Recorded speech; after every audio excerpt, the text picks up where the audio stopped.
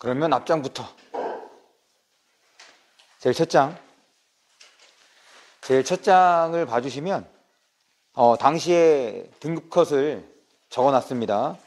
93점, 88점, 81점, 72점 이렇게.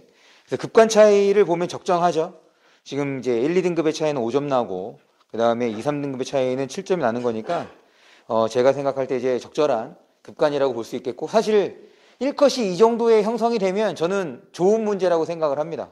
전에도 말씀드렸던 것처럼 95점이 의미하는 바는 문제를 풀 때 시간이 부족함이 없다는 얘기인 거고, 1컷이 90점이 안 된다는 얘기는 시간이 부족하다라는 것을 보여주는 점수이기 때문에, 그럴 때 이제 95점보다 2점가량이 낮은 거니까 평이한 수준은 아니죠. 조금은 어려웠다 이렇게 봐주시면 되는데, 이제 이 정도 되면 충분히 그 상위권 내에서도 지금 그 차이가 변별력이 생기는 거니까, 사실은 이 정도 90점에서 95점 사이가 제가 생각할 때는 개인적으로는 좋은 점수라고 생각을 해요. 그러니까 여러분들 수준, 수험생의 수준도 맞는 거고, 그것보다 떨어지면 사실 지금의 수험생들이 풀기는 어렵다가 되는 거니까, 아무리 학력이 떨어지든 말든 그렇게 생각해 주시면 좋을 것 같고, 그리고 이번 회차가 이제 급간 차이가 딱 적정하게도 났던 것이 어떤 이유였냐면, 어려운 지문은 어려웠어. 그리고 어려운 문제도 어려웠습니다. 그러면 어려운 지문과 어려운 문제를 뺀 나머지 문제들은 평이한 수준이었다는 거지. 그러니까 그런 것들을 이제 전제로 맞춰가는 거고, 어려운 문제를 얼만큼 소화할 수 있었느냐, 거기에서 차이가 생겼던 거라고 생각해 주시면 되는데, 지금 이때는 문법까지도 풀었으니까 사실 이제 오답률 상위를 보면, 오답률 상위에서 전에는 문법에 해당하는 문제가 많지 않았는데, 아니 상위에 없었는데, 지금은 그 오답률 1위가 11번 문제인가 그럴 거야. 물론 없어요. 제가 나눠드린 건 없어요. 여러분 아마 풀지도 않았을 거고. 그리고 오답률 5인가 6에 해당했던 것도 문법 문제였거든.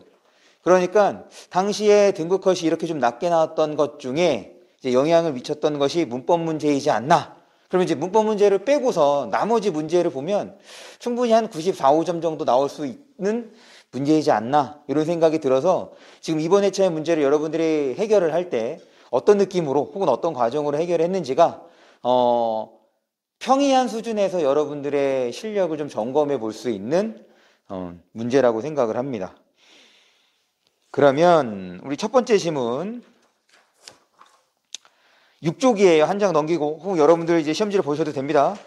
6쪽 16에서 19번 지문, 독서 지문부터 살펴보겠습니다. 그래서 독서 지문 3개를 연이어 보고 그런 후에 문학 문제를 볼게요. 그렇게 해서 1교시를 마치고, 오늘 2교시 때는 지난번보다 조금 많은 혹은 다양한 문제를 좀 풀어보겠습니다. 그래서 지금 녹화 중이잖아. 네. 어쨌든 우리가 지난번에 풀었던, 그러니까 지난번 2교시 때 풀었던 것과는 다른 질의 이제 문제입니다. 그렇게 해서 오늘 한번 풀어보고, 그래서 전에 풀었던 거랑 겸져보고, 그래서 중간중간에 지금 이제 다른 질의 문제를 집어넣는 걸로 할게요. 그래서 여러분들이 좀 다양한 그 문제들 혹은 지문들을 소화해보는 측면에서 접근을 하겠습니다. 다시 한번, 지금 기출문제는 2021학년도, 그러니까 재작년까지예요. 작년에 우리가 치렀던 수능은 2022학년도였으니까 21학년도까지 기출문제를 같이 볼 거고, 그 이후에는 이제 사설 모의고사로 진행을 할 거예요. 지금은 우리가 여러분들에게 각자 이제 시험지 문제지를 배부하고 여러분들이 이제 개인적으로 풀고 있었던 거잖아. 그리고 제가 여러분들에게 자꾸 부탁하는 것이, 어차피 나중에는 시간 연습 많이 한단 말이야. 그러니까 지금은 지문별로 쪼개서 여러분들이 제대로 읽고 있는지 혹은 제대로 풀고 있는지에 대한 점검이 중요한 거라고. 그럼 사설 모의고사 문제로는 그렇게 할 필요가 없어. 걔네들이 문제 내는 거 아니잖아. 그러니까 문제에 따라서, 어디에서 지금 문제를 냈는지에 따라서 여러분들의 공부 방식이 조금 달라져야 돼. 나중에 문제 풀 거 많아. 그래서 기출문제만큼은 조금 시간이 걸리더라도 여러분들이 꼼꼼하게 봐주셨으면 좋겠어요. 그럼 보겠습니다. 우리 6쪽의 첫 번째 지문을 보는데, 이 3개의 지문 중에서, 이번 회차에 3개의 지문 중에서 이 첫 번째 지문이 가장 쉬운 지문이었다고 생각을 하고, 그러면서 이 첫 번째 지문도 그렇고 두 번째 지문, 그러니까 세 번째 지문이라고 할게요. 지금 요 지문이 이제 가장 쉬웠다고 말씀드렸고, 그 다음에 요거 다음으로 이제 어려운 게 집합의례.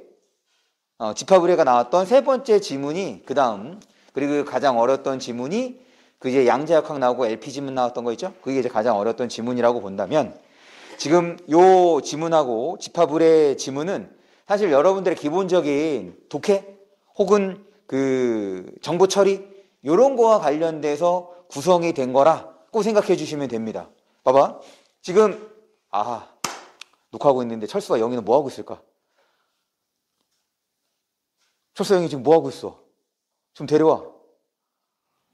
이거를 지웠어야 되는 건데 이걸 안 지우고 그냥 해버렸네요. 네. 사실 여러분들의 부모님 중에 이런 성함을 쓰시는 분 안 계시죠? 아니 혹시라도 내가 사실 철수와 영희는 어디서 어떻게 사는지 모르겠어. 내가 초등학교 1학년 때부터 봐오던 애들이라. 물론 저도 이제 이름으로만 봤죠. 그래서 혹시라도 여러분들 이제 오해할 수가 있으니까 저는 전혀 그런 거와 상관없습니다. 우리 부모님 이름은 막 예전 이름이라 이렇게 실생활에서는 많이 접하기가 어렵긴 하더라고. 나중에 기회가 되면 전혀 궁금하지 않잖아, 우리 부모님 이름이. 네. 기회가 되면 그래도 저는 말해주고 싶어요. 가끔 이제 아버지가 이제 유튜브를 되게 좋아하셔.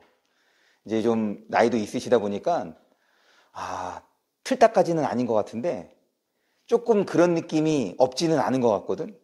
그래서 저는 집에서 절대로 정치 얘기하지 않습니다. 그러면 이 부자가 정말 대판 싸워. 거의 의절까지 갈 정도로. 한번 그렇게 싸운 적이 있어서 집에서는 이제 정치 얘기를 하지 않는데, 이제 영상을 찍어서 유튜브에 올리고 난 다음에 이제 여러분들에게 전송을 하잖아. 가끔은 그냥 전체 공개를 하면 이제 아버지가 내 채널도 구독하고 계시거든. 이제 영상이 뜨는 거야. 이제 그러다가 예전에는 문법 수업을 할 때는 이제 예를 많이 사용을 하거든.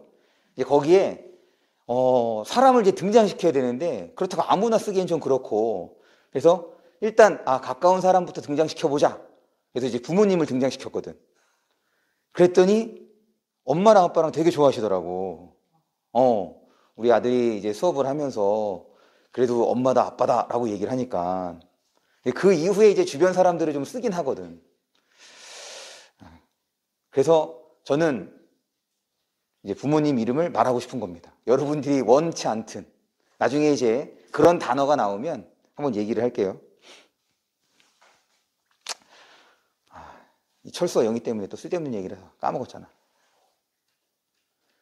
지금 첫 번째 지문하고 두 번째 지문입니다. 다시. 지금 첫 번째, 요 16에서 19번 지문하고 세 번째, 집합의례. 요 두 지문의 이제 공통점을 얘기하고, 그러고 난 다음에 이제 양자역학으로 넘어갈 거야. 그럼 이제 이 두 지문이 여러분들의 기본적인 독해와 관련됐다라고 말씀을 드렸는데, 요 첫 번째 지문부터 보면, 지금 이 지문은, 어디를 보냐면, 이문단입니다. 이문단에 하나, 둘, 셋, 넷, 위에서 네 번째 줄 끝을 보시면 하이퍼 리얼리즘이라고 나오죠. 마저 읽어볼게. 하이퍼 리얼리즘은 같은 리얼리즘 경향에 드는 팝아트와 비교하면, 그러니까 지금 1문단하고 2문단의 이 앞부분을 통해서 우리 머릿속에서는 어떻게 내용이 정리가 되어야 되느냐. 지금 리얼리즘에는 하이퍼 리얼리즘이랑 팝아트가 있다. 그럼 이 글은 그게 끝이지. 지금 이 둘의 공통점과 차이점이야. 그런데 이 글에서 궁극적으로 설명하고자 하는 대상은 요 하이퍼 리얼리즘이죠. 요거의 특성을 부각하기 위해서 지금 팝아트를 끌어온 거란 말이야. 그걸 알 수 있는 게 바로 뭐냐면, 지금 3문단하고 4문단에서 설명하는 것이 뭐에 대한 설명이야? 지금 하이퍼 리얼리즘의 대표 작가 혹은 대표 작품으로서 설명을 하고 있는 거잖아. 그러니까 이 글에서의 초점은 여기에 담겨 있는 거란 말이지. 그러면 이걸로 끝이야. 일단 당연히 지문의 구성이 이렇게 됐으니 문제를 볼까? 16번하고 17번입니다. 16번에 기억하고 니은, 이문단에 있는 기억하고 니은을 보시면 기억은 현실성이 높다는 거고, 그 다음에 니은은 사실성이 높다는 건데, 결국 이 기억하고 니은의 차이가 요 하이퍼 리얼리즘이랑 팝아트의 차이하고도 연결되는 거잖아. 공통점과 차이점. 그러니까 지금 16번 문제가 그렇게 구성이 된 거야. 그러고 난 다음에 17번 문제예요.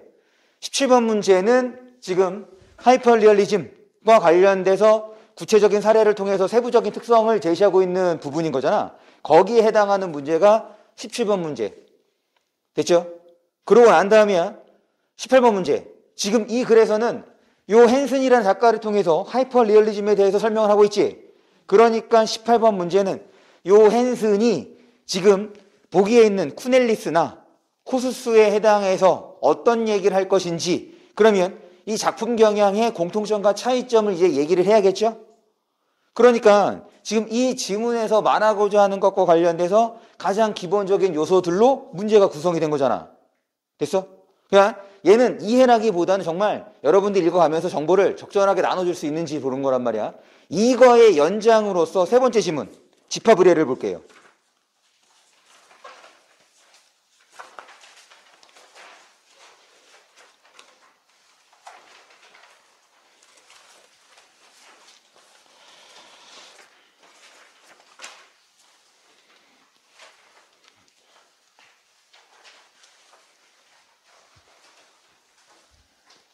지금 집합 의례라고 얘기를 했어. 집합 의례를 보는데 지금 이 집합 의례와 관련해서 1문단의 첫 번째 줄 기억을 보니까 뒤르케미야. 그러고 난 다음에 3문단입니다. 3문단의 첫 번째 문장에다가 물결 표시를 해주세요.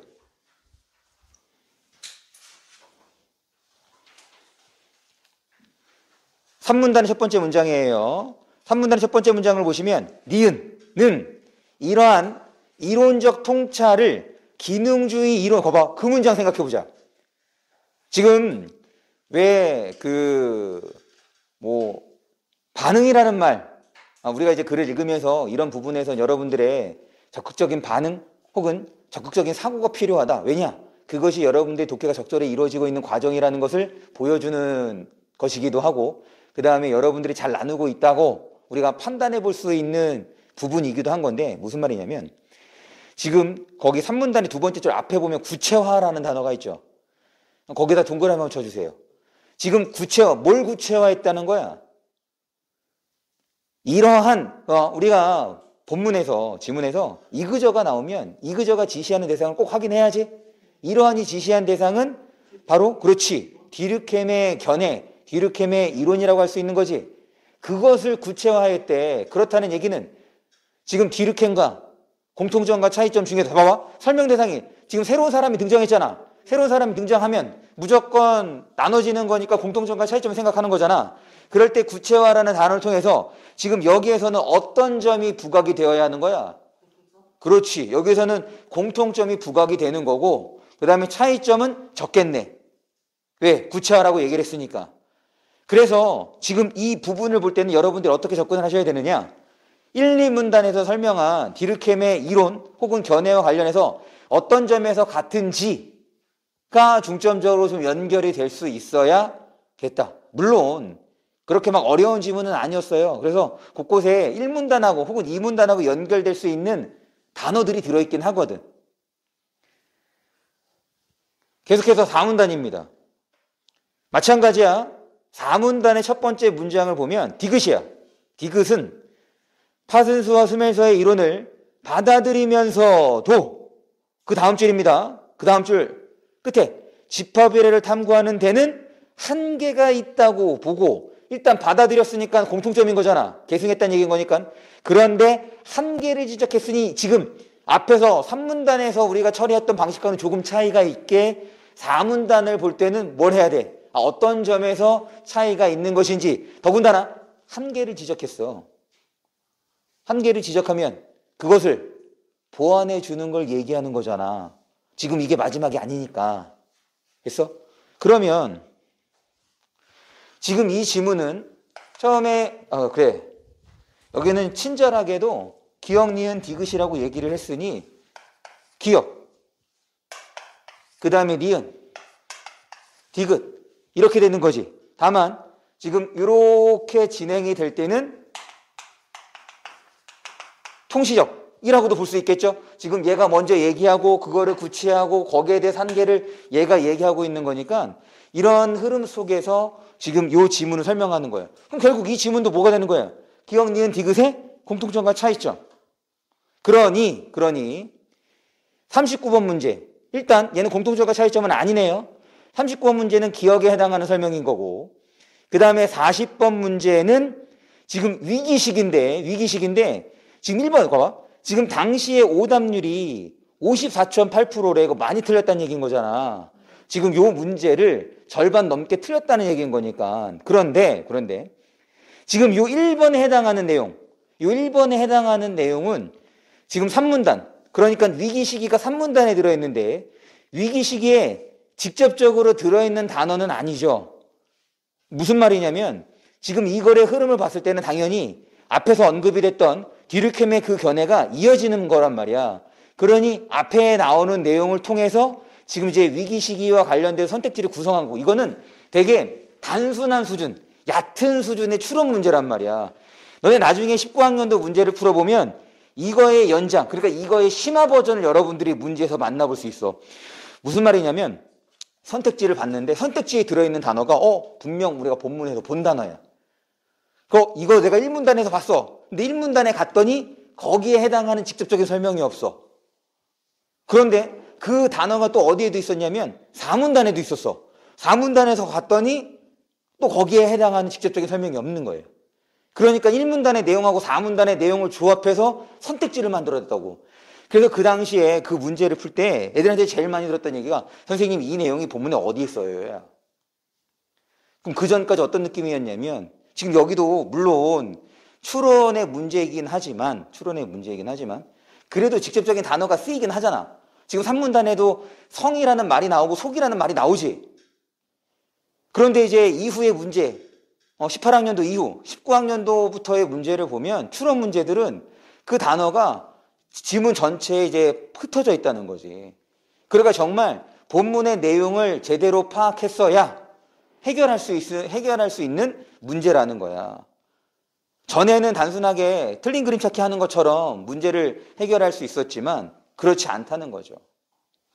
지금 얘는 그거의 시작점이라고 봐주시면 됩니다.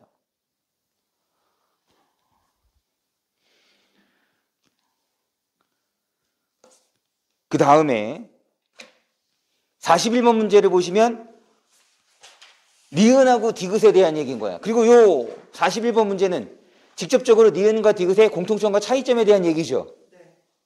그러니까 끝이야.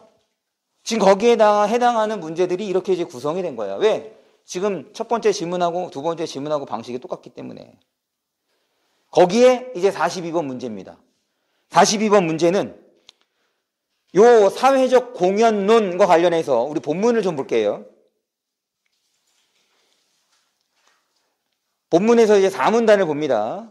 이제 본문에서 4문단은 알렉산더가 파순수와 이제 스멜서에 대해서 어떻게 이제 얘기를 했는지야. 그러고 난 다음에 이제 5문단이 되는데 5문단의 첫 번째 줄을 보시면 현대사회의 사회적 공연의 요소들로는 되었으니까 이제 그거에 해당하는 구성 요소인 거지. 즉 이 5문단은 알렉산더에 해당하는 세부적인 내용인 거잖아.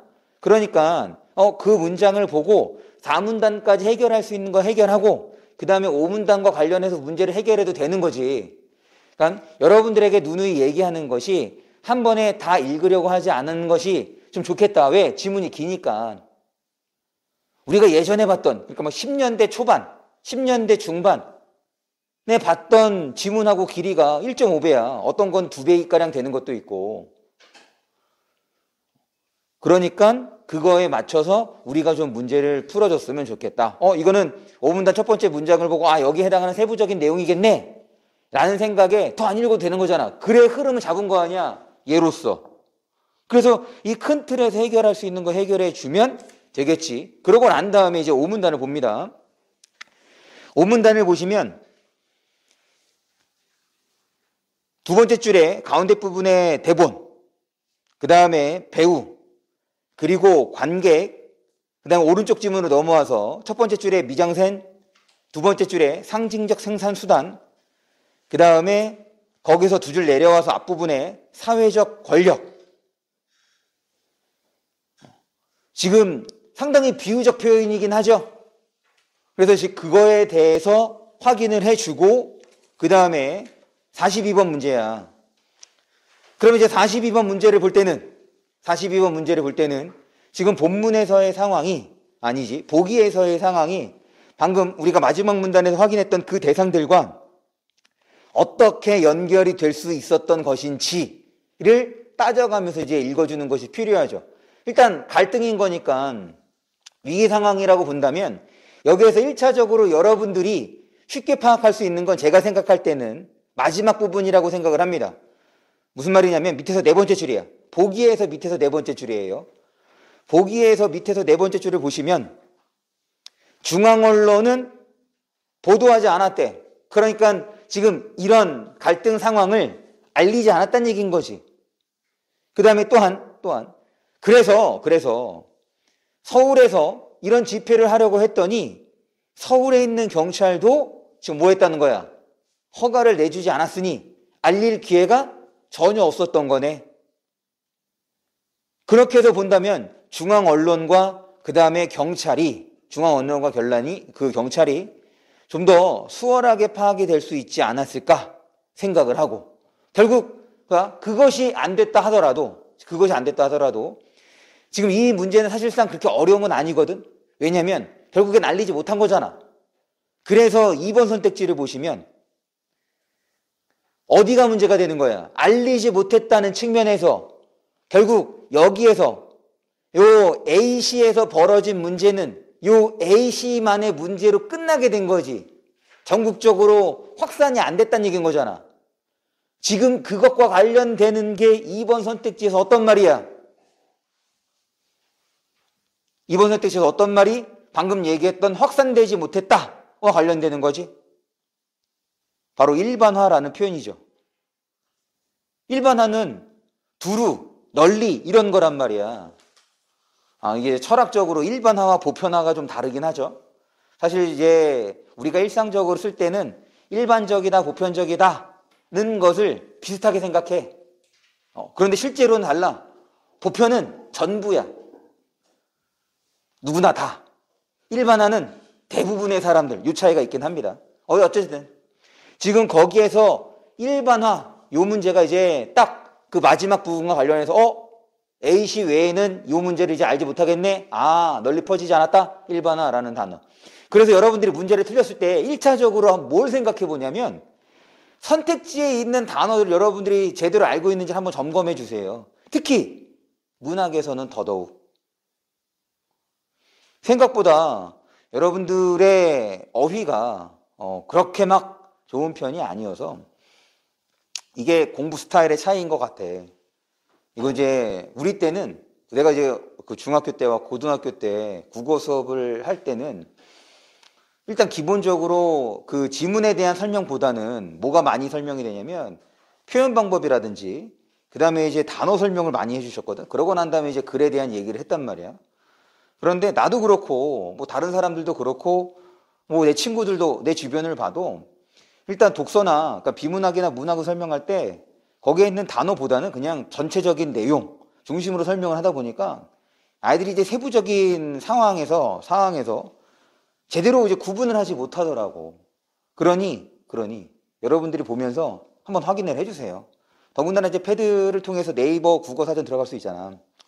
제가 뭐 네이버 뭐 관계가 있는 건 아닌데 요 네이버 국어사전이 그 표준국어 대사전을 이제 활용하고 있어서 이 표준국어 대사전이 국립국어원에서 발간하는 이제 공식 사전이란 말이야. 물론 이 표준국어 대사전뿐 아니라 사전들이 여러 가지가 있죠. 근데 이제 보통 공적인 그 문제를 낸다고 하면 그런 사전을 기반으로 거기 나오는 것들을 이제 그 기초로 해서 문제를 내고 하니까 그런 면에서 좀 확인을 해 주셨으면 좋겠습니다. 그 다음에는 이제 짝지어 봐야겠죠? 지금 5문단.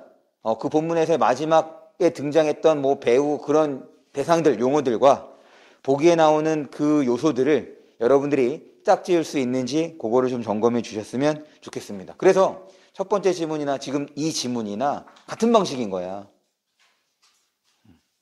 그리고 문제에서 조금 차이가 있었죠? 첫 번째 지문에서의 보기 문제는 단순하게 공통점과 차이점이었잖아. 여기에서는 구체적 상황에 적용해 보는 거였고. 이제 두 번째 문제, 이번 회차에서 가장 어려웠던 지문, 그 LP 지문, 양자역학 있는 거 살펴볼게요.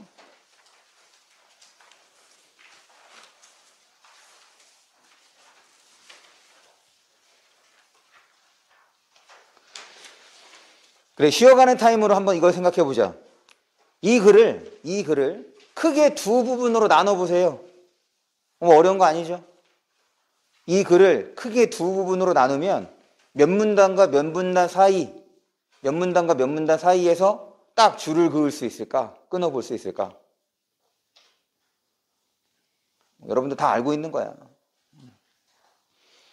근데 지금 멍하니 있으면 또 이제 점심 먹고 요새 또 이제 기온도 올라가고 나른해질 때지.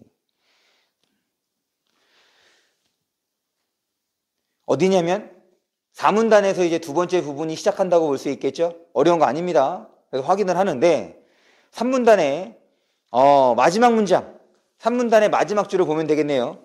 이와 비슷한 의문은 논리학에서도 볼 수 있다. 그래서 지금 여기에서 벌어진 상황을 지금 논리학에다가 한번 적용해 보겠다가 됐으니 지금 이제 4문단부터는 이제 새로운 내용이 되는 거지. 그래서 그거와 관련해서 이제 해결할 수 있는 거 해결해 주시고 그 다음에 나머지 보고 해결해 주시면 되는데, 사실 이게 6평에 나왔던 그 긴 지문보다 아마 한 문단 정도가 짧을걸?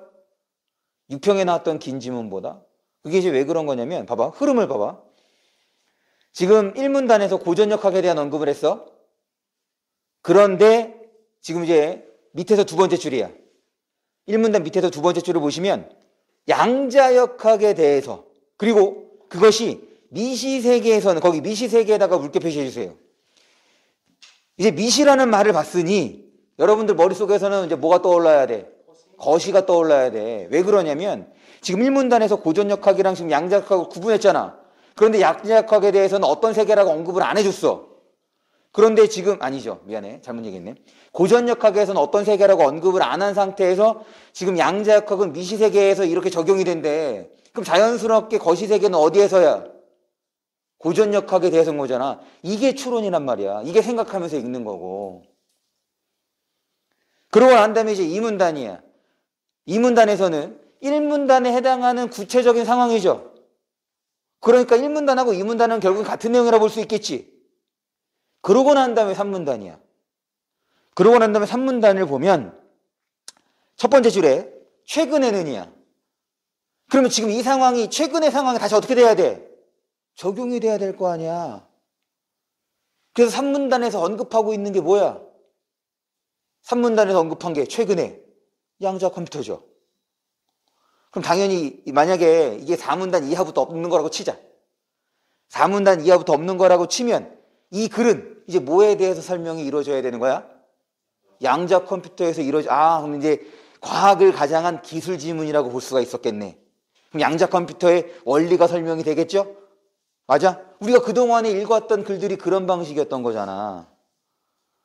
그런데 얘는 거기에서 전환을 해서 이제 인문지문으로, 논리 영역으로 넘어왔지.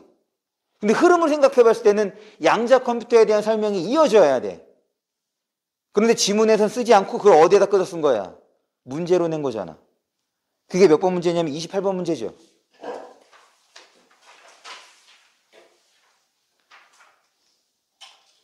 28번 문제가 양자 컴퓨터 문제잖아. 이게 이제 본문에 들어있어야지. 물론 본문에 들어있다면 그것보다 훨씬 더 자세하게 설명이 이루어졌겠지. 최근에 이제 양자 컴퓨터에 대한 얘기가 나왔으니 그래, 구글에서도 열심히 개발한다고 하더라고.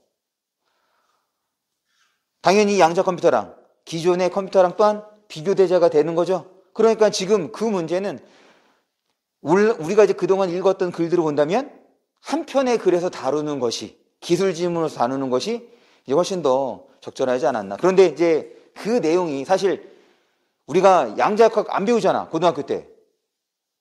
혹시 이과인 친구들. 그래, 양자역학까지 물리학 안 들어가냐? 물2에서나 나오나? 양자역학이? 그 물원에서는 안 나오는 거지. 그래. 더군다나 물2는 거의 보질 않잖아. 특정 대학 때문에 보는 거지. 그럼 그렇게 본다면 그 내용이 어려울 수 있으니 그냥 단순화해서 이렇게 문제로 빼놓은 거라 보면 되겠네요. 아, 이렇게 해서도, 그러니까 결국에 내가 왜 이런 얘기를 하냐면, 우리가 글의 흐름을 잘 파악하고 글의 구조를 이해한다면 결국에 문제는 글의 그런 것들과 관련해서 글을 잘 읽으면 자연스럽게 문제를 잘 풀 수 있는 거야. 왜냐? 국어교육 전공한 교수들이 문제를 내는 거잖아. 그 사람들이 어떤 걸 공부했겠어.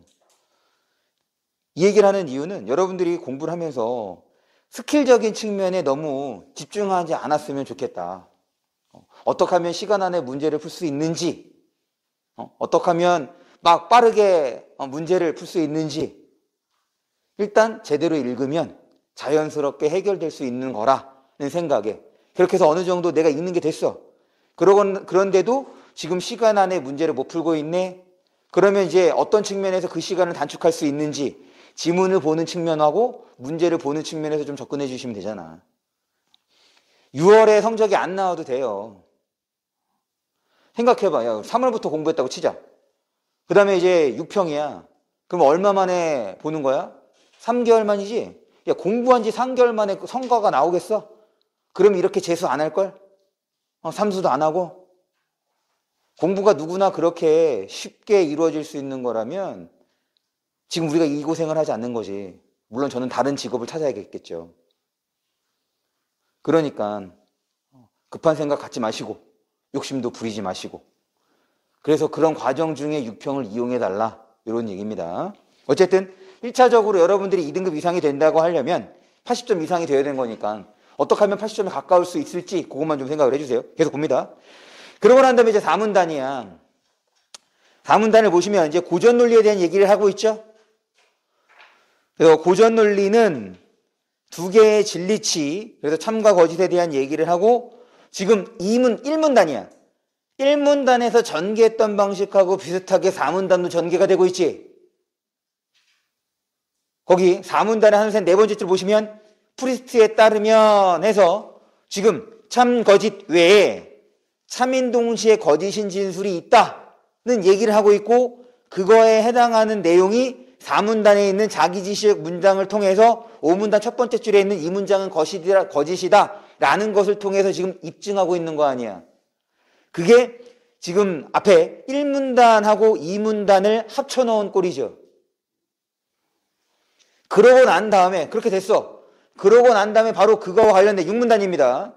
지금 4문단하고 5문단은 고전 논리로는 설명할 수 없는 문장이 있다는 얘기를 했던 거고, 그 다음에 6문단은 그러면 그거를 설명할 수 있는 무언가가 나와야 될 거 아니야. 그래서 LP가 나오는 거죠. 됐죠? 그래서 일단 글의 흐름은 이렇습니다. 그럴 때 생각보다 여러분들이 많이 틀렸던 문제가 30번 문제거든. 그리고 이 30번 문제는 그냥 치환이라고 좀 생각을 해달라. 그러니까 1차적으로 우리가 논리 지문을 보면 치환한다는 생각으로 접근을 해주셔야 돼요. 그럼 그 얘기를 한번 해볼게. 지금 6문단을 봅니다. 그리고 이 6문단을 보면서 더불어 여러분들이 또 이런 생각을 좀 해주셨으면 좋겠는데, 문학을 볼 때는 여러분들이 의문을 갖는 것이 필요해. 좋아. 화자가 왜 이런 생각을 갖고 있지? 혹은 소설에서 왜 이 인물들이 갈등을 하고 있는 거지? 거기에 대해서 의문을 갖는 건 좋아. 그런데 독서 지문을 볼 때만큼은 여러분들이 의문을 갖지 않았으면 좋겠어. 그냥 있는 그대로 수용해달라. 무슨 말이냐면 6문단을 봅니다.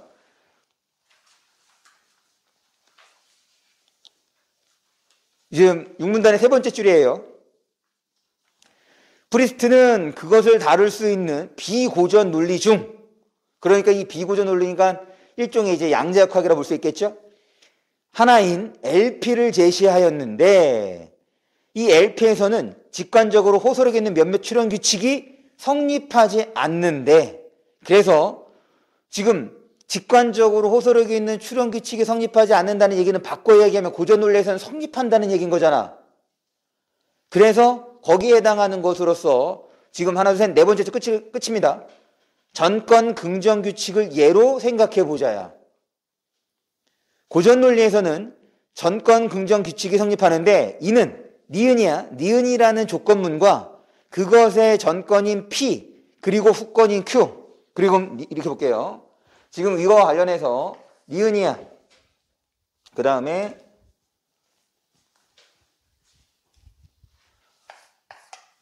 니은 다음에 지금 여기가 전권이 되는 거지. 전권인 P이면 그 다음에 후권 Q이다. 지금 이렇게 놓고 봅니다. 계속 조건문과 그것의 전권인 P 그 다음에 후권인 Q도 반드시 참이 된다는 조건문과 그것의 P가 참이라면 참이라면 참이라는 얘기인 거지. 이렇게 치환했어. 그래서 놓고 봅니다. 이와 비슷한 방식으로 LP에서 전권 긍정 규칙이 성립하려면 어떻게 돼야 돼? 지금 저와 같은 참 이어야 될 거잖아. 보아. 하려면 조건문의 그것이 전권인 조건문과 그것의 전권인 P가 모두 참 또는 참인 동신의 거짓이라면 그러면 지금 여기서 참이라는 말 대신에 뭘 쓴 거야? 참 또는 참 동시에 거짓이라는 거지. 지금 참이라는 말 대신에 그냥 이렇게 쓴 거잖아. 그럼 여기다가도 똑같이 물결 표시 이거를 이제 A라고 놓읍시다. 여기가 A면 지금 참 됐으니까 만약에 이것이 통하려면 여기도 뭐여야 된다는 거야? A여야지 지금 이게 통한다는 얘기인 거잖아. 계속 볼게요. 거짓이라면 다시 전권 규칙이 성립하려면 조건문과 그것의 전권인 P가 모두 참 또는 참인 동시에 거짓이라면 그것의 후권인 Q도 반드시 참 또는 참인 동시에 거짓이어야 한다. 거기 그러나 LP에서 조건문의 전권은 참인 동시에 거짓이고 후권은 거짓인 경우 지금 여기가 이게 참인 동시에 거짓이면 이렇게 됐을 때 후권이 어떻게 된대? 거짓인데 왜 거짓이 되는지 너네 알아 몰라? 몰라. 나도 몰라. 그냥 거기서 그렇대잖아. 원래는 이렇게 돼야 되는데 이렇게 되면 지금 이런 경우가 생긴다는 거지.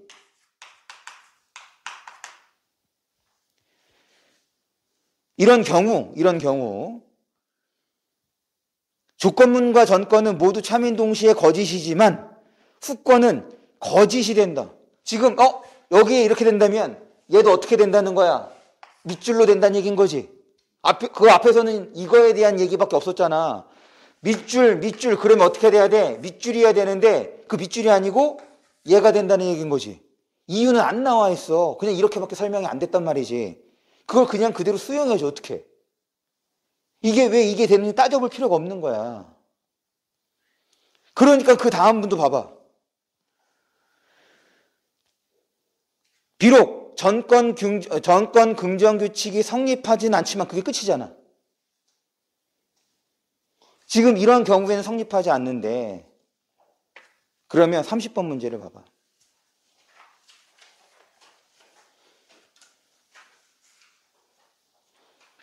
LP에서 P가 1번 선택지부터 봅니다. LP에서 P가 참인 동시에 거짓이고 Q가 거짓이면 니은은 뭐였어? 아까 니은 뭐였어? 밑줄이었잖아. 다시 봐봐. 여기 봐봐. 지금 거기에서가 얘면 얘래. 그래서 본문에 뭐라고 써 있어? 처음엔 안 나왔지만 그 다음에 얘가 일 때는 지금 조건문이 밑줄이라고 얘기했던 거지. 그러니까 참인 동시에 거짓이잖아. 그런데 지금 거기 뭐라고 돼 있어? 거짓이래. 맞아 틀려? 틀리지? 2번 선택지입니다. LP에서 니은과 P가 참인 동시에 거짓이면 참인 동시에 거짓이면 Q도 반드시가 아니지. 뭐가 있대? 거짓인 경우가 있대잖아. 틀렸죠? 3번. LP에서 니은과 P가 참 또는 참인 동시에 거짓이면 Q도 반드시 참 또는 참인 동시에 거짓이어야 어떻게 되는 거야? 그 규칙이 성립하는 거지. 근데 성립하는데 성립하지 않는데 그러니까 반드시가 틀린 거지. 그 다음 4번입니다. 고전 논리래요. 고전 논리에서는 전권 긍정이 성립했던 거잖아. 4번. 니은과 P가 각각 거짓이 아닐 때, 우리가 부정표현 보면 어떡하라 그랬어? 긍정표현을 생각해봐야지. 부정표현 자체로 생각하지 마시고 긍정표현을 바꿔야 된다. 우리가 일상적으로 긍정표현을 훨씬 더 많이 쓰니까 긍정표현을 자연스럽게 받아들인단 말이야. 더군다나 얘는 이분법적 사고잖아. 고전 논리는 참 아니면 거짓이래. 거짓이 아닐 때 그럼 뭐일 때는 거야? 그렇지. 참일 때 Q는 뭐여야 돼? 참이어야지. 됐어? 지금 여기에서 벗어나냐 안 벗어나냐? 안 벗어나. 그냥 치환한 것뿐이야. 그냥 거기 있는 거 받아들이면 되는 거라고.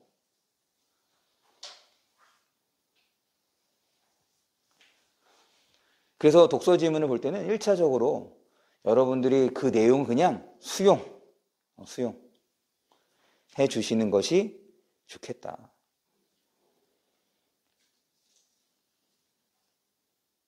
됐죠? 그래서 지금 봐봐. 재밌는 게 1번 30번의 1번 선택지랑 2번 선택지는 결국 같은 내용이죠. 4번 선택지와 5번 선택지도 결국 같은 내용이지. 고전 논리에서 니은과 P가 참이면서 Q가 거짓인 거는 성립할 수 없는 거잖아. 같은 내용인 거란 말이야. 그냥 그렇게 표현만 바꾼 거라고. 됐죠? 그 다음에 이제 31번 문제를 먼저 볼게요. 31번 문제를 보면 그 보기에서 이제 포인트가 되는 거 한번 확인을 해봅니다. A는 보기야. 고전 논리를 받아들이고 B는 LP를 받아들일 뿐 아니라 양자역학에서 상호배타적인 상태의 공존이 시사하는 바에 대한 프리스트의 입장도 받아들인다. 결국 지금 나에 나오는 얘기를 모두 받아들인다는 얘기인 거잖아. 그런데 나가 시작됐던 것이 고전하고 양자역학에서 출발이 된 거지. 그러면 고전 논리를 받아들인다는 얘기는 뭐와 또한 비슷한 거야? 고전역학이랑 또한 비슷한 거 아니야? 그럴 때 지금 기역부터 리을까지를 보면 거기에서 기역부터 리을까지의 초점은 포인트는 기역 니은의 경우는 전자 2가 되는 거고 그 다음에 디귿하고 리을의 경우는 지금 반지름 5cm 팽이가 돼. 이거 어디에 있어? 얘가 어디에 있어? 얘 어디에 있어? 얘 지금 구체적 상황 나왔는데 이 구체적 상황이 이거 처음 나온 거야? 어디에 있어? 지문 어디에 있어? 네, 이문단에 있죠. 그러니까 기역 니은이 이제 뭐가 되는 거야? 미시세계가 되는 거고 디귿 리을은 거시세계에 대한 얘기가 되는 거잖아. 우리가 구체적 상황이 보기에서 구체적 상황이 나오면 이 구체적 상황이 지문에서의 어떤 구체적 상황하고 관련이 되는지를 따져달라고. 지금 거기 미시세계, 거시세계로 나눠서 설명을 했던 거니 지금 보기에서의 기역부터 리을까지도 미시세계, 거시세계로 접근을 해야지. 그래서 5번 선택지를 볼게요. 아니 얘도 4번부터 볼게요. 4번하고 5번이 같은 방식이니까. 4번 봅니다. A는 이제 B와 달리 건너뛰어야죠. 니은이 참인 동시에 거짓이 될 수 없다고. 당연하지. 왜? 얘는 뭐만 받아들여? 참 또는 거짓 요 두 가지만 생각하는 거잖아. 그 외에는 인정하지 않는 거 아니야. 그러니까 4번 맞아. 같은 방식이야. B는 리을이. 그런데 이 리을은 뭐에 해당하는 거야? 거시세계에 해당하는 거야. 이 양자역학은 어디에서만? 그렇지. 미시세계에서만이었지. 그래서 리을이 참이 아니라면 참인 동시에 거짓이 될 수가 없죠. 거짓 세계에서 일어나는 현상이니까 걔는 뭐로? 고전역학으로. 됐어? 그 다음에 28번 문제를 봅니다. 사실 28번 문제는 3점, 거기 우리 수학에서 3점짜리 문제 아니야, 이거? 그런 느낌 아닌가? 내가 수학을 뭘 알겠어. 그냥 딱 시험지 열어보면, 한글이 없으면 2점짜리인 것 같고, 문제가 한글이 좀 들어있어. 문장으로 구성되면 3점짜리 이상인 것 같고, 더군다나 4점짜리는 문제 자체가 한 4, 5줄 되더라고.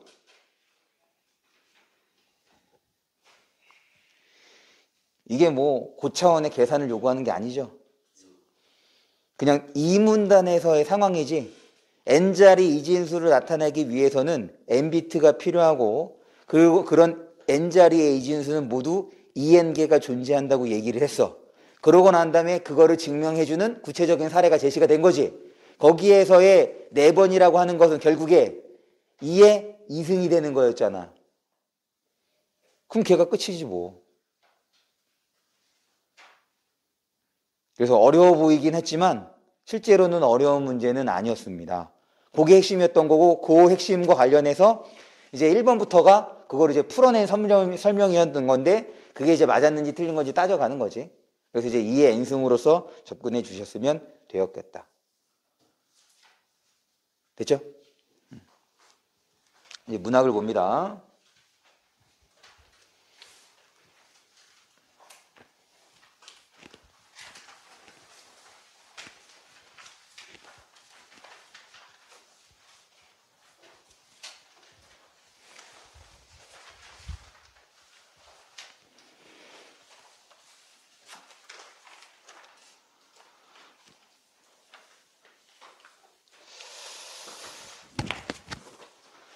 나도 좀 이제 그런 액세서리 같은 거를 살까봐. 왜 분필 꽂아놓고 이거는 칠판에 안 붙나? 이게 철 칠판이면 붙을 텐데 그런 거 있잖아. 여기 보니까는 저기 붙어 있더라고. 저거 누구 분필이야? 저기 영어 교실에 있는 거, 영어 강의실에 있는 거 누구 분필이야? 그 영어 선생님 2분 계시잖아. 원장님 빼고. 아, 남자 된 거야?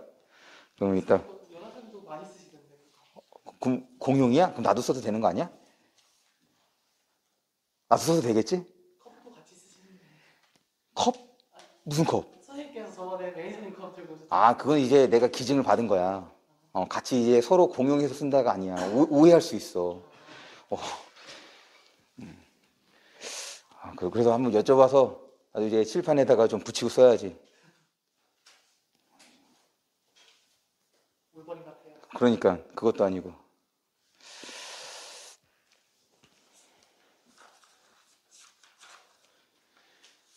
문학 볼게요. 그래, 이거 하나 물어보자.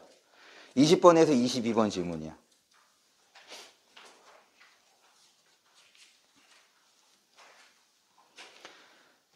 플라타너스가 뭐야? 나무 이름이요. 이게 플라타너스가 나무 이름인 거 알아? 몰랐지? 이게 내가 왜 물어봤냐면, 이 당시에, 여기에서 이 가작품을, 그 당시에, 가작품을 애들이 어려워했었거든. 그 당시에 수험생들이. 야, 이거 나무 보고 있는 거잖아. 선생님, 그거 나무 보고 있다는 걸 어떻게 알아요? 라고 이제 물어보더라고. 아니야, 플라타너스가 나무잖아. 선생님, 플라타너스가 나무라는 뜻이에요? 라고 얘기를 했거든. 나에게는 그 당시에 그게 충격이었어. 왜냐면, 우리 때는 말이야. 가로수, 여러분 가로수는 뭔지 알죠? 가로수가 대부분 플라타너스였거든. 그런데 플라타너스가 최근에는 가로수에서 이제 은행나무로 많이 교체가 되고 다시 그 은행나무도 교체하려고 하잖아. 왜 플라타너스를 교체했냐면 거기에서 송충이가 엄청나게 많이 떨어졌거든. 근데 사실은 걔는 송충이가 아니야. 그 속담이 보면 송충이는 솔잎을 먹고 살아야지라는 속담이 있어. 그리고 원래 송충이는 소나무에서 사는 거거든. 걔는 이제 나방애벌레, 무슨 이상한 이름이 긴 나방애벌레란 말이야. 그것 때문에 이 플라타너스를 지금 다른 가로수로 이제 교체해 놓은 거거든. 그러니까 내가 어렸을 때는 길가에서 플라터너스도 많이 보고 학교에서도 플라터너스 많이 보고 더군다나 길가에 가을하면 무조건 코스모스야. 전두환 새끼가 다 심어놓은 거거든 그거. 나는 그때는 어렸으니까 내가 직접 심진 않았지만 내 위에 삼촌이나 사촌 형들 얘기 들어보면 정말 그때 막 86 아시안 게임 있고 88 올림픽 있었잖아. 이때 거기에다가 다 그거를 심어놓고 있었던 거야. 학생들 동원해서. 물론 제가 이제 88 올림픽 때 제가 초등학교 아니지 국민학교 이제 2학년이야. 나도 뭐 했냐면 길거리에 가서 국기 흔들고 있었어. 국기.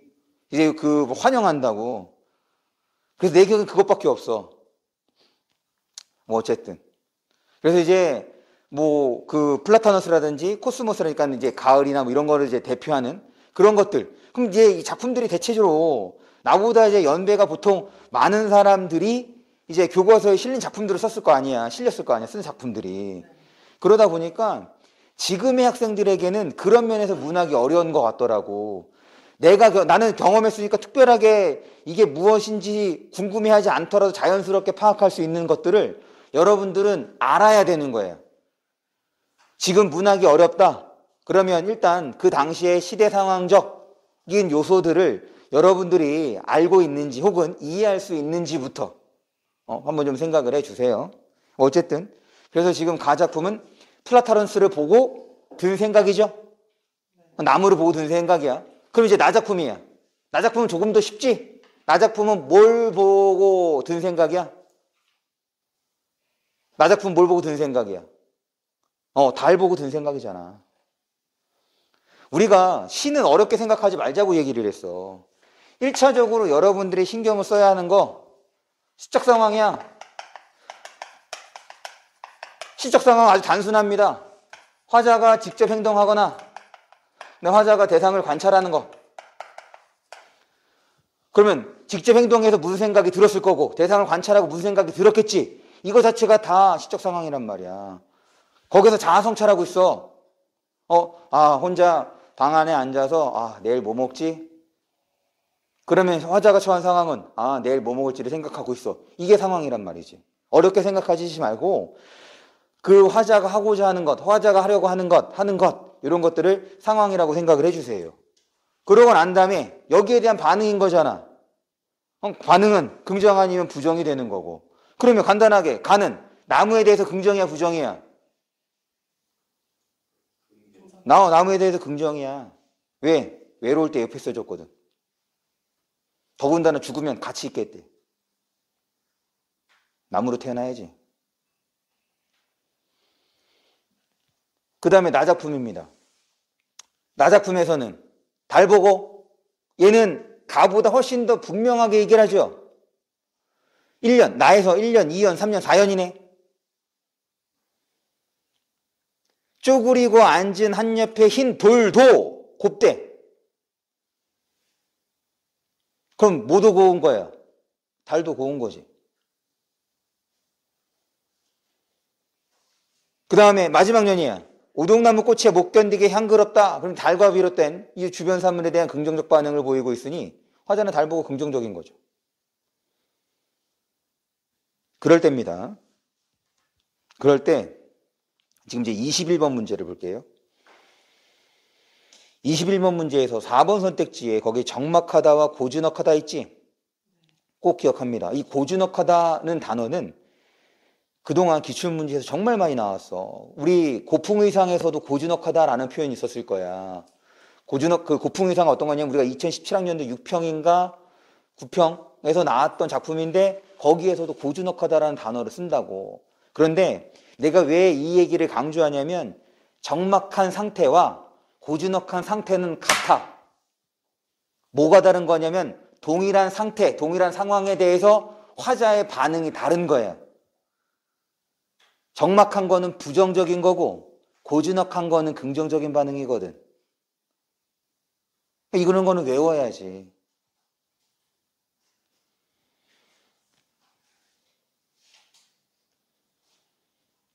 그리고 이 적막하다는 말은 고전시가에서도 많이 나와. 아예 본문에서 적막하다는 말 많이 쓴다고. 적막하다는 것은 부정적 반응이다 고 생각을 해주세요. 그다음 넘어갑니다. 그 다음에 22번 문제를 볼게요. 22번 문제를 틀렸거나 22번 문제를 헷갈렸던 친구들은 여러분들 스스로가 지금 문장을, 그러니까 특히 이게 문학 선택지에서의 문장이야.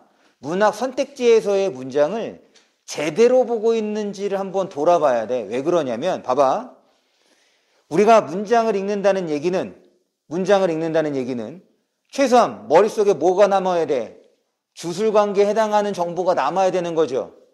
지금 그래서 그 방식, 그 접근으로 3번 선택지의 주술관계를 확인해 볼게. 지금 3번 선택지 가부터 봅니다. 창은 매개체다. 맞아 틀려? 지금 22번에 3번 선택지야. 가부터 볼 거야. 창은 매개체다. 맞아 틀려? 맞죠? 맞지? 네. 지금 얘가 지금 견문장의 형식으로 들어있는 거잖아. 네. 다시. 창은 화자 하늘을 잇는 매개체로서, 그러니까 창은 매개체다 하고 맞는 거 아니야. 됐어? 그 다음 거 봐봐. 창은 이상세계의 완전함을 상징한다. 잘 모르겠어요. 다시. 지금 창은, 지금 그 문장을 보면 매개체로서 이상세계의 완전함을, 거기에 이제 쉼표 찍었으니까 그 다음을 보면 문맥상 완전함을 상징하는 건 이렇게 되는 거지. 그러면 창은 매개체가 이건 처리가 됐어. 그럼 창은 뭐라는 거야? 이상세계라는 거죠. 맞아? 지금 그 문장, 3번 선택지에서의 문장은 창은 이상세계라는 얘기잖아. 근데 창은 이상세계 아니야. 아니지. 더군다나 보기에서 이상세계는 뭐라고 설명해놨어? 하늘.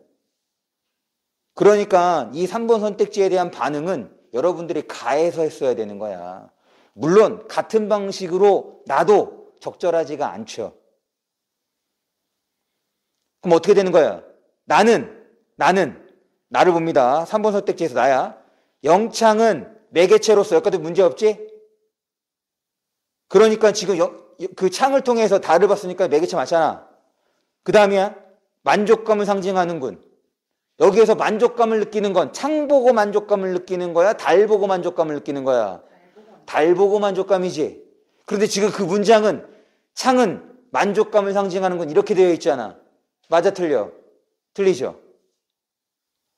문학 선택지는 이렇게 해서 거기에서 정확하게 무엇을 요구하는지 뭘 말하는지를 명확하게 따져야 돼. 어려운 거 아니야. 지금 이와 같은 방식으로 다른 선택지들도 여러분들이 볼 수 있어야 합니다. 한 번에 하나씩. 매개체로서 그럼 거기서 끊어서 매개체가 맞는지 따져주고 그러고 난 다음에 이상세계를 드러낸대. 여러분들 이상세계의 완전함인가 온전함인가? 완전함. 그러니까 뭐에 꽂히는 거야? 이상세계 건너뛰고 완전함에 꽂히는 거야. 이게 완전한 거니? 그래 긍정적인 건 알겠는데 보기에서도 이제 이상세계에 대한 언급이 있었던 거고 지향한다고 얘기를 했으니까 그런데 그것이 완전한지 불완전한지 이 생각을 하고 있다고. 그러니까 혼동되는 거지. 근데 그럼 이상세계를 하늘로 치환하면 맞는 거 되는 거 아니에요? 이상세계를 하늘로? 무슨 말이지? 그러면은 상은 하늘의 완전함을 이렇게 되는 거야? 네. 그럼 맞는 거야 틀린 거야? 아니죠. 근데 하늘에 대해서 긍정적으로 생각하지 않아요? 그 하늘에 대해서 긍정적인 거지. 그런데 지금 그 문장은 하늘에 대한 설명이 아니잖아. 창에 대한 설명이지. 그리고 창 이꼴 하늘도 아니죠. 됐습니까? 넘어갈게요. 그 다음에 23번을 봅니다. 23번.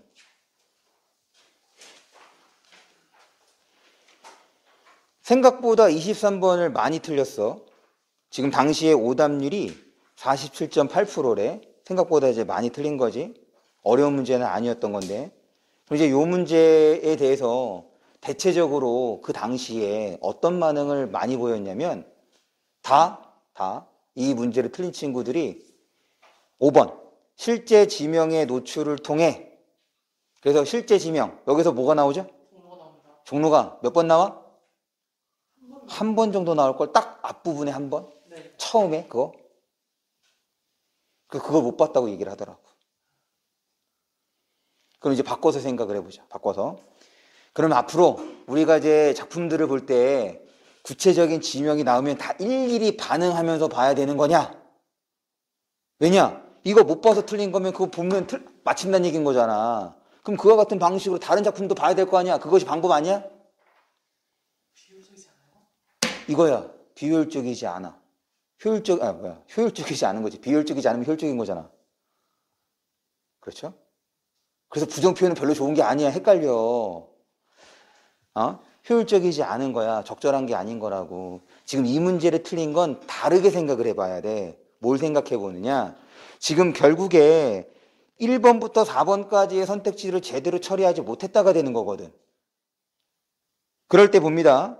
그럴 때 지금 1번부터 4번 선택지의 뒷부분을 볼 거야. 통의 다음을 보면 인물 간의 긴장을 고조, 인물의 내면이 부각, 인물들의 심리를 드러내고 있고 성격 변화를 나타내고 있대. 그럼 바꿔 얘기하면 지금 이 지문을 여러분들이 인물 중심으로 처리하지 못했다는 얘기인 거잖아. 지금 단순하게 언어 유희, 장면에 전환, 인물들의 복장을 통해, 등태장을 통해 이게 중요한 게 아니라 기본적으로 그 뒤에 나오는 내용을 여러분들이 제대로 처리하지 못했다가 되는 거라고. 그런데 결국 이렇게 소설 갈래가 됐든 극 갈래가 됐든 초점은 인물들이었잖아. 인물들이 어떤 일을 벌이는 지를 중심으로 파악하기로 했던 거 아니야. 근데 그것이 처리가 안 된 거지. 이거를 조금 더 넓혀서 생각을 하면 결국 인물들의 갈등이라든지 그 다음에 심리는 뭘 보여주는 거야? 인물들의 반응을 보여주는 거잖아. 거기에 대한 처리가 미흡하니까 왜 종로에 반응을 해야 돼? 아니야. 나머지가 아니기 때문에 5번이 답인 거라고. 다만 얘를 옳은 선택지로 활용을 했네? 그러면 이렇게 생각해야지. 이제 구체적인 지명이 나왔어. 사실감을 높여주겠구나 정도로 그냥 처리해주면 끝나는 거야. 옳은 선택지로 써먹었으니까. 근데 그것보다 더 중요한 건 1번부터 4번까지의 선택지, 거기 다 인물에 대한 얘기로 들어있었는데 인물에 대한 처리가 미흡했기 때문에, 더군다나 여기에서는 딱 극명하게 그 사람들이 나뉘잖아. 아버지에 대해서 다른 생각을 가진 것들, 가진 가족들, 이렇게 되는 거니까.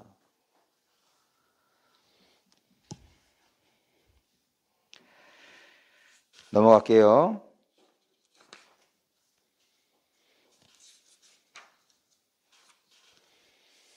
그 다음에 12쪽의 고전소설 산문을 이제 복합갈래를 봅니다.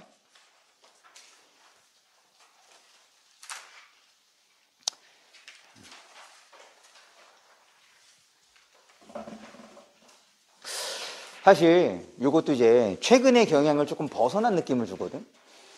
어떤 거냐면 똑같은 소설인데 고전소설 지문을 다루는 방식이랑 현대소설 지문을 다루는 방식이 조금 달라. 고전소설은 우리가 이제 결국 소설은 인물 중심으로 보기로 했잖아. 그런데 고전소설에서의 캐릭터는 어때? 전형적이고 평면적이야. 그러니까 뻔하다고. 더군다나 고전소설하면 주제의식이 권선징악이란 말이지. 또한 결말은 행복한 결말이 대부분이야. 그러니까 선이 최고다, 끝이라고. 그러니까 캐릭터가 다양하지 못해. 그래서 고전소설의 경우는 사건이 부각될 수밖에 없는 거란 말이야. 반면에 현대소설은 인물 군상들이 다양하죠. 그러다 보니까 현대소설을 낼 때는 인물의 내면 중심으로 내는 거거든. 그래서 큰 따옴표보다는 큰 따옴표가 없는 서술이 훨씬 더 많아. 반면에 고전소설의 경우는 사건을 중심적으로 다루다 보니 큰 따옴표가 많은 지문들을 많이 쓴단 말이지. 지금 이번 회차에서 현대소설 봐봐. 그 이따가도 지금 이번 회차에서 현대소설 보면 거기에선 그의 내면을 드러내고 있는 거거든. 어머니에 대해서 그가 어떻게 생각하는지. 그게 최근의 현대소설의 특성이야. 인물의 내면을 중심으로 지금 서술된 장면을 끌어오는 것. 그러니까 특별하게 장면을 구분할 필요가 없지. 장면이 크게 달라지지 않으니까.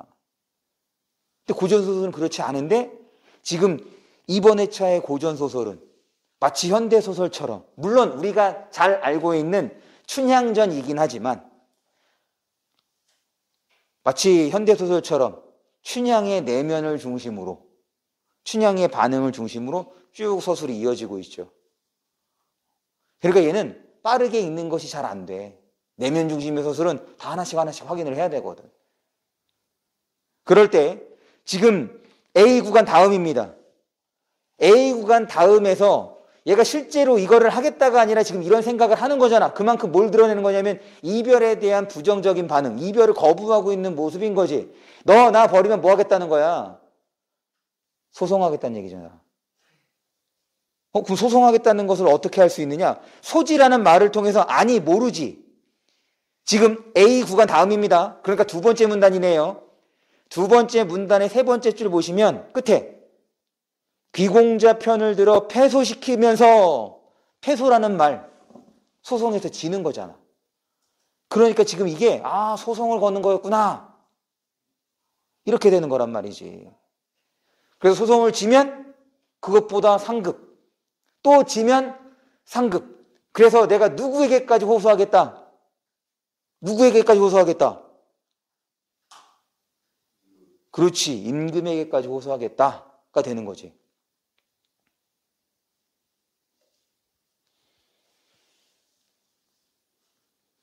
됐어? 그게 이제 2문단이죠?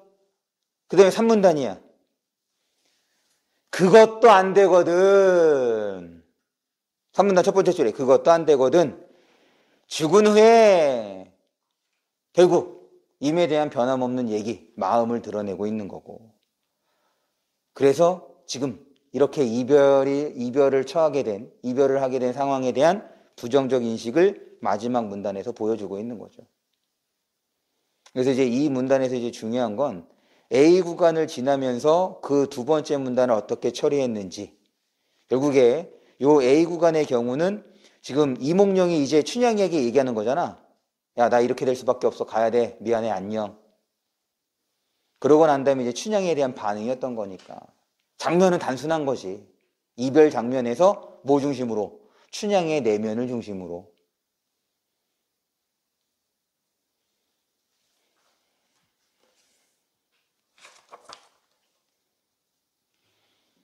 그렇게 봐주셨으면 좋겠고,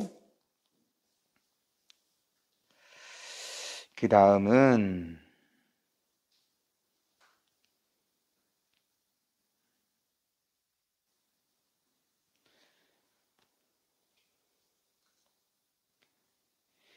37번의 5번 선택지를 좀 볼게요.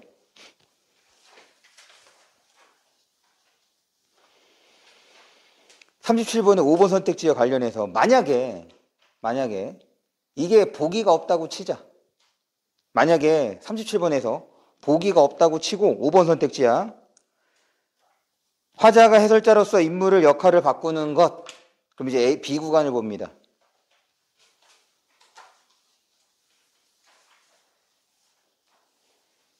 지금 B 구간의 첫 번째 줄을 보면 이별이라네 이도령 춘향이가 이별이로다. 이걸 이제 시잖아. 맞지? 그럼 화자 지금 뭐 하고 있는 거야? 지금 첫 번째 줄 봤어. 그럼 화자 뭐 하고 있는 거야? 아니 다시 지금 B가 없다고, 미안해. 보기가 없다고 생각하자고. 보기가 없고 그 다음에 지금 이별이라네 이도령 춘향이가 이별이로다 라고 이제 고전시가 한 줄 봤으니까 화자가 처한 상황을 따져봐야 될 거 아니야. 그럼 화자는 지금 뭐 하고 있는 거야? 화자는 이별하고 있는 거야? 화자는 뭐 하고 있는 거야? 어려운 거 아니잖아. 아까 지금 화자가 처한 상황은 뭐라 그랬어? 직접 행동하거나 대상을 관찰하거나. 그럼 화자 지금 뭐 하고 있는 거야? 이몽룡하고 춘향이 보고 있는 거잖아. 이별 장면 보고 있는 거지. 고소해하면서. 아니야? 이제 조만간 벚꽃이 흐드러지게 피면 길거리에 남녀 새끼들이 손잡고 다니는 거를 보게 될 거 아니야? 너네 기분이 좋아? 아, 그렇지. 안 좋지. 그래서 벚꽃 엔딩에 대적할 만한 노래 누구지? 10cm. 보이셨냐? 그리고 또 아이도 노래 뭐래 있었지? 봄사랑 벚꽃 말고인가? 네. 그래. 그런 노래가 떠야지. 커플 지옥 솔로 천국 아니야. 저는 물론 결혼했으니 저에 해당 상황은 없어요. 결혼은 커플이 아니야. 아시겠죠? 가족이지. 패밀리. 어쨌든 지금 화자는 지금 첫 번째 줄을 통해서 뭐 하고 있다? 보고 있다야. 됐어? 어려운 거 아니야? 그 다음 생각해보자고. 세 번째 줄이야. 도련님 들으시오 나를 두고 못 가리다. 그럼 이때 나는 화자야 화자가 아니야? 화자가 아니죠. 화자가 아니어야지. 춘향이어야 되잖아. 왜? 화자는 지금 뭐 하는 거라? 이별 상황을 보고 있다고 얘기를 했으니 내가 지금 이렇게 봐야 된다. 그 얘기하는 이유는 지금 39번 문제, 아니 미안해요. 37번 문제에서 지금 보기가 없다는 거. 37번 문제에서 보기가 없다는 것을 전제로 지금 얘기를 하는 거잖아. 그런데 보기에서 뭐라고 얘기를 해? 거기 보기의 끝을 보시면 작품 속의 화자의 역할이 바뀐대. 그러니까 지금 이 세 번째 줄은 화자가 춘향의 역할이 된 거라고 이제 설명할 수 있다는 얘기인 거지. 뭐를 통해서? 보기를 통해서. 만약에 보기가 없으면 어떻게? 화자는 계속 보고 있는 걸로.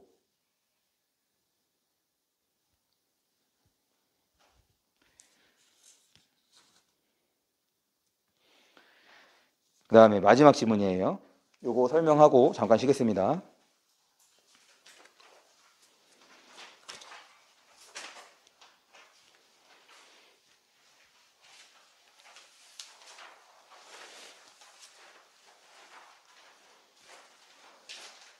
(43번에서) (45번입니다)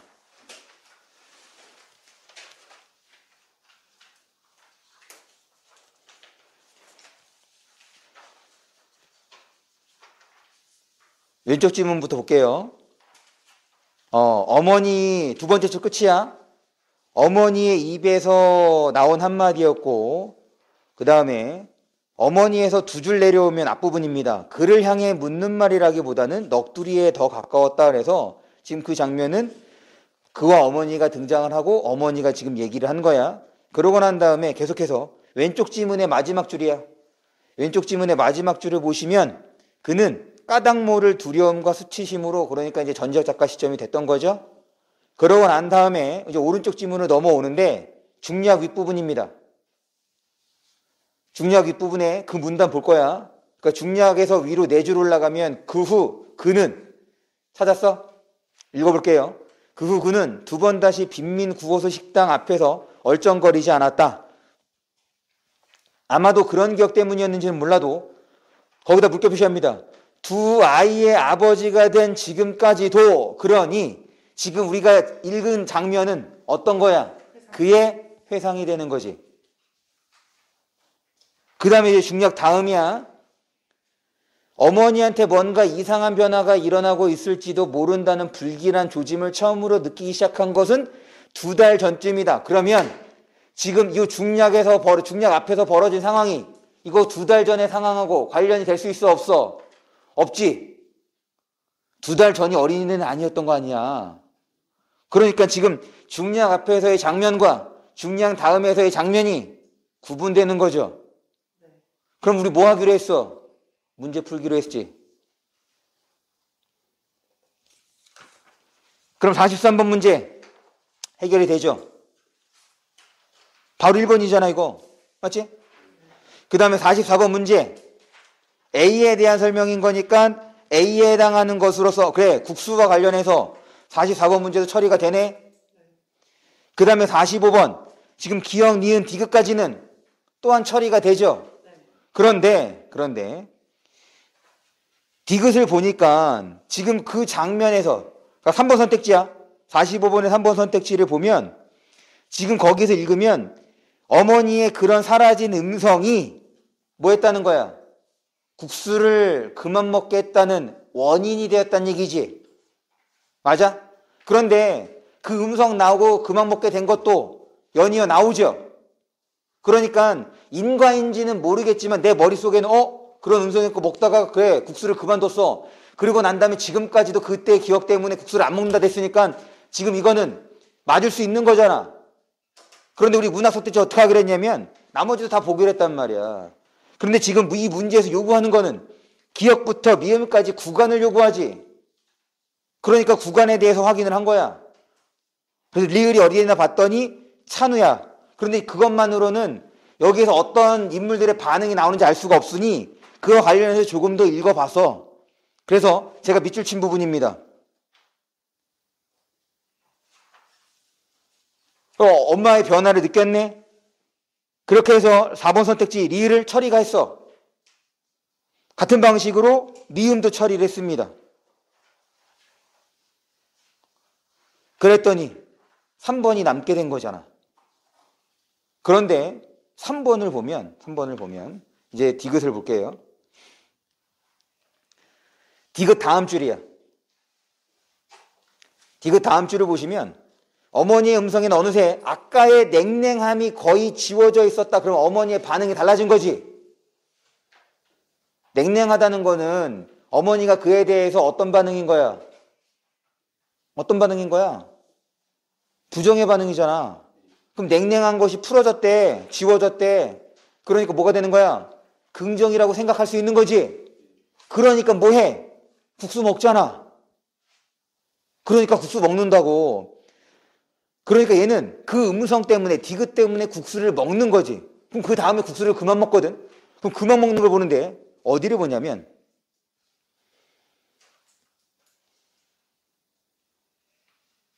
거기 디귿에서 하나, 둘, 셋, 넷, 디귿에서 네 줄 내려옵니다. 디귿에서 네 줄 내려오면 그러다가 문득 고개를 들었던 그는 그만 젓가락을 딸깍 놓아버리고 말았다. 문득이야, 문득. 이거 갑자기지.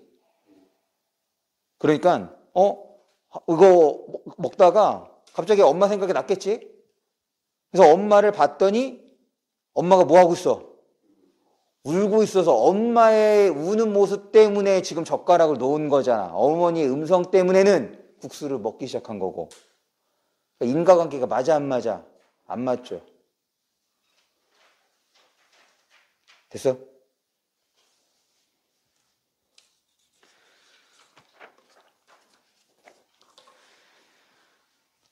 다시 한번 기출문제를 풀면서 읽으면서 여러분들이 어떻게 읽고 어떻게 푸는지를 지속적으로 좀 점검하고 그러고 난 다음에 수업을 통해서 내가 어떤 것이 좀 부족했구나, 어떤 것은 또한 잘했구나 이런 생각을 하면서 수업을 좀 들었으면 좋겠습니다. 35분까지 쉴게요.